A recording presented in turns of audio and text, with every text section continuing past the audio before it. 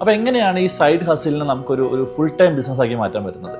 അപ്പോൾ പല ആളുകളും നമ്മൾ കാണുന്ന സമയത്ത് അവർ സംസാരിക്കാറുണ്ട്, എനിക്കൊരു ഫുൾ ബിസിനസ്സിലേക്ക് മൂവ് ചെയ്യണമെന്ന് ആഗ്രഹമുണ്ട്, പക്ഷേ പല കാര്യങ്ങളും നമ്മൾ ലിമിറ്റ് ചെയ്യുന്നുണ്ട്. അപ്പോൾ എങ്ങനെയാണ് നമുക്കൊരു സൈഡ് ഹസിലിനെ ഒരു പ്രോപ്പർ ബിസിനസ്സാക്കി മാറ്റാൻ പറ്റുക നോക്കാം. ഒന്നാമതായി നല്ല മൈൻഡ് സെറ്റ് ഉണ്ടാവുക എന്നുള്ളതാണ്.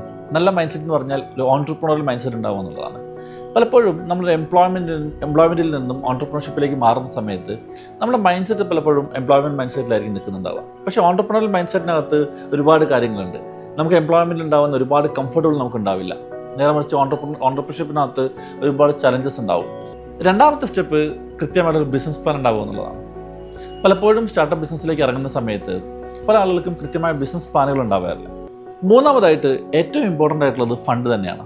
ഇപ്പം പലപ്പോഴും പല ബിസിനസ്സുകളും ഇപ്പോൾ നമ്മൾ വർക്ക് ചെയ്തുകൊണ്ടിരിക്കുന്ന സമയത്ത് നമുക്കൊരു ആശയം തോന്നി നമ്മൾ ബിസിനസ്സിലേക്ക് മൂവ് ചെയ്യുന്നു.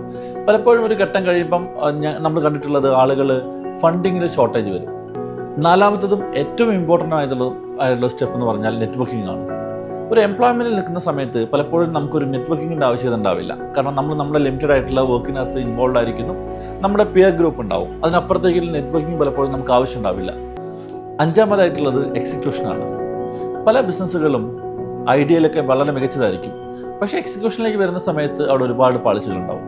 അപ്പോൾ നിങ്ങളൊരു സ്റ്റാർട്ടപ്പ് ബിസിനസ് അല്ലെങ്കിൽ നിങ്ങളൊരു സൈഡ് ഹസിലിനെ ഫുൾ ടൈം ബിസിനസ്സാക്കി മാറ്റാൻ പ്ലാൻ ചെയ്യുന്നുണ്ടെങ്കിൽ എക്സിക്യൂഷൻ വളരെ ഇമ്പോർട്ടൻ്റ് ആണ്. അപ്പോൾ ബിസിനസ്സിലേക്ക് അല്ലെങ്കിൽ ഓൺട്രപ്രണർഷിപ്പിലേക്ക് വരുന്ന സമയത്ത് അതൊരു ആ ഒരു റിസ്ക് എലമെൻറ്റ് കണ്ടുകൊണ്ട് തന്നെ ആ റിസ്ക് ടേക്ക് ചെയ്യാനുള്ള മെൻറ്റാലിറ്റി ഉള്ള ആൾക്ക് മാത്രമേ അത് പോസിബിൾ ആവുള്ളൂ.